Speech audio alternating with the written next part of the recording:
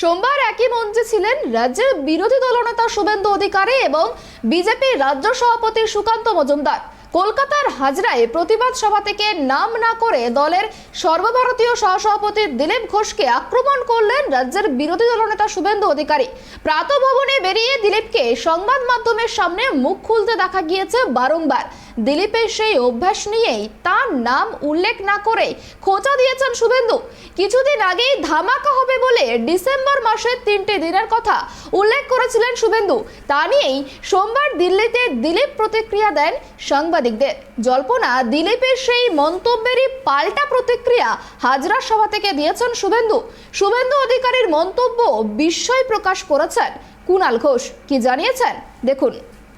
মানসিক অবসাদগ্রস্ত ব্যক্তি নানা ধরনের প্রলাপ বকে যাচ্ছেন, তো কী প্রতিক্রিয়া হবে? তো আমি তো শুনলাম যে তিনি তাঁদেরই দলের সর্বভারতীয় সহসভাপতি দিলীপ ঘোষকে আক্রমণ করে বলেছেন তিনি নাকি মর্নিং ওয়াক করতে করতে বিবৃতি দেন আর উনি নাকি রাজনীতি করেন। তো আমি তো শুনেছিলাম তৃণমূলের বিরুদ্ধে বিষোদ্গারের জন্য একটা সভা ডাকা হয়েছে। এ তো দেখছি কাहीं पे নিগাহে কাहीं पे নিশানা। আক্রমণ তো করা হচ্ছে দিলীপ ঘোষকে। দিলীপ ঘোষের সঙ্গে আমাদের মতের অমিল আছে, নীতির তফাৎ আছে, লড়াই আছে, কিন্তু একজন সিনিয়র নেতা, একটা দলের প্রাক্তন রাজ্য সভাপতি, বর্তমান সাংসদ, এখনকার দলের সর্বভারতীয় সহসভাপতি, তাকে অপমান করছেন সিবিআই ইডির ভয়ে দল বদলানো এক বেঈমান। তো এটা তো দেখে আমরা বিস্মিত। এর জবাব তো দিলীপবাবু দেবেন।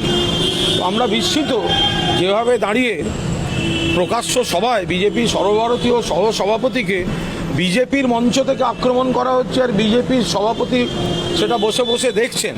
তো ডিসেম্বরে এত বড় সার্কাস, শীতকালে সার্কাস আসে, তো এত বড় সার্কাস আসলে বিষয়টা হচ্ছে এখন বন্যপ্রাণ আইন অনুযায়ী তো বাঘসিংহ দেখানো যায় না, ফলে জোকার আর তোতা পাখি এই থাকে সার্কাসে। তো একটা ছিল জোকার শুভেন্দু, একটা তোতা পাখি সুকান্ত মজুমদার, তাই নিয়ে বিজেপির সার্কাস। 13ই জানুয়ারি আবার নতুন ডেট দিচ্ছেন, 12ই ডিসেম্বরের পর 13ই। আমি অনুরোধ করব যারা এই ডেট নিয়ে মাথা ঘামান সংবাদ মাধ্যমকেও, যারা পাগল উন্মাদ, সে একের পর এক ডেট দিয়ে যাবে, সেও দিয়ে যাবে, আপনারাও প্রচার করবেন এবং আমাদের তার উত্তর দিতে হবে। এটা বাড়াবাড়ি হয়ে যাচ্ছে না? 12ই ডিসেম্বর, তো আজ তো 12ই ডিসেম্বর, তো 12ই ডিসেম্বর পার হয়ে গেল। এতদিন কি শুনে এলাম?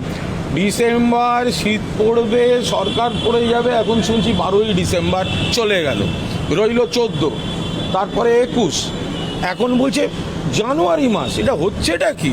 জানুয়ারিতে বলবে ফেব্রুয়ারি, ফেব্রুয়ারিতে বলবে মার্চ। এটা রাজনীতি? একটা ট্রেনি অ্যাস্ট্রোলজারের মতো হাবভাব করে রাজনীতির পরিবেশটাকে দূষিত করছে এই বিশ্বাসঘাতক কুলাঙ্গার।